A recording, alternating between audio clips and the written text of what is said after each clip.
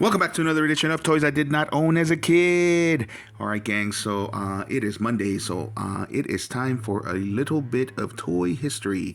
It is 2024, so we are still celebrating 40 years of Transformers. Another franchise that is celebrating 40 years is Teenage Mutant Ninja Turtles, but we're not going to be talking about them today. This weekend, I went to a consignment store and I found these three figures in great shape. Anybody of a certain age recognizes these three figures. This is, of course, the Future Machine, where the Diaclone people travel into the future in order to fight alongside the Transformers. This one right here, she is still in vehicle form, but this is Maximus Rex, the leader of the Autobots, at the time when the Future Machine travels. So she was actually one of the leaders right before Optimus Prime, and I have an Optimus Prime right here. So anybody who knows Transformer history, of course, knows that they were made from two direct toy lines, which were the Micro Change and Diaclone series, Diaclone Vehicle Robot series. This is the actual series that came before it. It was part of the original Diaclone line before they actually made them look like Earth vehicles, which is why, of course, Maximus Rex over here is she is in this vehicle mode. She's actually supposed to be a giant ship, as you can see, but we have here a mini bot. This is, of course, Cliff Jumper. And we have here a mini bot that came a couple of years after she was released in the Diaclone line, and scale changed. The original Diaclone line was little robots that actually came together. Maximus Rex here, it's hard to say her name, sorry. So Maximus Rex actually used to hook up with three different vehicles and made one larger ship, as well as one larger robot. So combiners were actually a thing way before the Constructicons came along. And of course I have the Constructicons back there. So there we go. And maybe I should just leave that while I talk. Doesn't matter. So I don't have the other three robots that she hooks up with. One of them makes up the legs, and the other one makes up the arms, and she, of course, makes up the head and the torso, just like three-part combiners always did. So let's transform while we talk. Anyway, so in the 70s, I believe it was 1972, is when Micro Change went to Takara. After doing Micro Change, decided to do another spin-off and do the Diaclone series. So the Diaclone series actually included, at first there were tiny little robots like this, and that combined, and as they went along with the Diaclone series, I don't know if I did that on camera, but anyway, I got her in great condition, as you can see, which is why I paid the price that I paid. You can see that in the other video, in the previous video. She's in great shape, and her joints are tight, and she's usually missing this helmet. But anyway, I'm digressing yet again. So, oh no, I didn't notice that her gun was broken before. Or did I break it? I hope not. I thought she was in perfect shape, but I'll check out the previous video and make sure that I didn't break it. Hopefully I didn't. Anyway, back to the story. We're talking history today. So, original Diaclone, combiners. She combined with two different robots to make a bigger robot as well as a bigger ship. And they originally came in these tiny little bots. And then they decided to take the Microman line that they had already developed and turn them even smaller. Once they started introducing the vehicles where they could actually fit in. So this was one of the originals. You cannot remove these Diaclone figures, unlike what they later did with the other Diaclones. I don't have an original Diaclone because those are very expensive since they were never released in the States. Anyway, but it was usually spaceships or planes or bases that turned into robots or that combined together to become a robot, And so they had room for these little guys. But this was one of the original line where all they did was actually put the mold inside.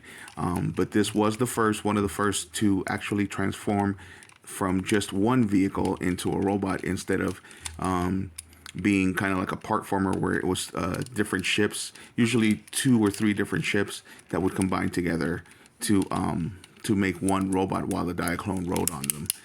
Some of them, it was just 2 vehicles where one of them made up the legs and the other one made up the torso, arms, and head. And then the most common one became the 3 vehicle version where they would combine. One of them would make up the legs, one of them would make up the torso and the head, and the other one would make up the arms. But here we go. So that's the Future Machine. And he looks great. All of his stickers are in great shape. He's very clean. I have a feeling that the vendor who was selling this cleaned this up. But I've never seen one in such great shape. Usually they're missing this glass. So anyway, again, I don't know if this was something that they did on purpose. Maybe they just did this in order to just have a pilot in these ships or in these vehicles. But originally this is what they came with, was just a molded figure inside, 1 or 2, driving the vehicle. And so, but eventually in the boxes, they had the storyline of the Diaclone people, so Diaclone, when you think of Diaclone, you have to think of it as that's the name of the alien race. So the Diaclone was an alien race that split up into 2 factors. One of them was actually kind of like a benevolent race that wanted to use the technology in order to advance. And the other one wanted to use the technology simply to essentially get rich. That was the original storyline, believe it or not. And so that's what they kept doing, and they veered off into 2 factions. They left their original planet and veered off into 2 factors. And the evil ones became known as the Renegades, and they were the ones that wanted to basically use the technology just for profit, and they ended up using up all of the resources from their planet. So they wanted to go back to they wanted to actually go to the planet that the other faction of the Diaclones, called the Guardians, went to, and use up their resources. And of course the battle ensues. Halfway there though, because the Guardians find out, and so they end up trying to intercept them, and they end up in their original planet, and they decimate the planet, and one faction turns it in very mechanical, and later the planet gets to be known as Cybertron because of that, because it's the original planet that was like Earth, and it gets turned into kind of a machine planet, therefore kind of a cyborg planet. So anyway, as I was saying, these are very important because she was one of the original leaders right before Optimus Prime. And the Future Machine was actually the Diaclones. That's how they kind of integrated the 2 stories of the original Diaclone line and then the vehicle line, and then these guys. Now we'll get to these guys in a second. So these are supposed to be part of the original Diaclone line, and that's why this is called the Future Machine. It actually allows them to travel into the future. Of course, they have to hit 88 miles per hour so the flux capacitor can work, and then they can go into the future. And so they end up in the future where with this faction, and this is still supposed to be a vehicle that has people inside of it, but they've become integrated into it. So later on, that becomes another factor as well. But this is basically towards the end of the war, where Cybertron is pretty much almost taken completely over by the machine portion and no longer a living planet. And so in order to survive that harsh environment, they actually start integrating themselves into their ships. This one, the original idea was that there was more than one Diaclone. There was an entire crew that was actually integrated into the ship. But eventually, and that's where these guys come in, eventually they start integrating themselves into one single vehicle, and so originally there was supposed to be a living Diaclone inside, but then Teletran 1, of course, once the planet gets decimated and it gets to the point where they actually have to live there, Teletran 1 actually takes their essence or their intelligence or whatever, their soul, their spirit, whatever you want to call it. It essentially takes down all of the information that makes up their personality and stuff, and separates it from their bodies, and puts all that information into the actual machine. So their bodies are in like what is it called, cryogenic storage, just waiting for the time when they actually find a planet that they can all go to, and they can be transferred back into their bodies. So, but in the meantime, of course, you have the Decepticons, and then you have the Autobots. Now, the Autobots have this symbol because it's part of the original leader. Not her, not Maximus, but part of the original leader before Maximus, that had the name, I believe he also had the name Prime, but I can't remember if he was the original Prime and they called him Primus. I think that's what it was. Anyway, so that's why we have that symbol. And of course the Decepticons, and I wish I had a Decepticon to show, but I don't. But of course the Decepticons have the symbol of Tarn. And that was the original Decepticon leader, the first one to actually transform. So, little known fact, it was the Decepticons that actually learned to managed to transform at first. So Primus and Tarn were what was called the Great Engineers. They were the ones that learned how to transform first, and used it on the Decepticons first. Because Tarn defeats Primus before he can actually spread the knowledge to the rest of the Autobots. And that's where this guy comes in, because Cliff Jumper is actually very important. He was a spy / scout, and he finds out that the Decepticons have this technology, and manages to steal the technology as well.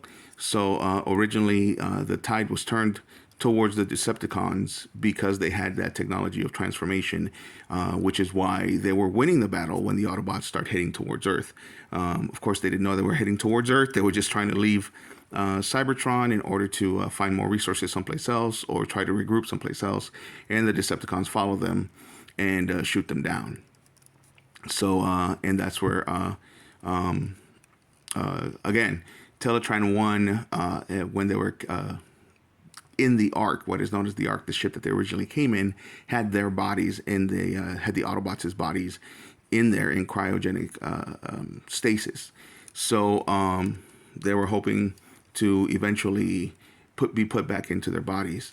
The irony is that once they land on Earth, and they wake up 4 million years later, even though they could probably be put back into their bodies, they can't, because the Decepticons don't have their bodies with them, and they're trying to steal Teletran 1 in order to get their consciousness or memory, whatever. I forgot what the term was that they used, but anyway, whatever it was, their essence, into the bodies that the Autobots actually have in the Ark.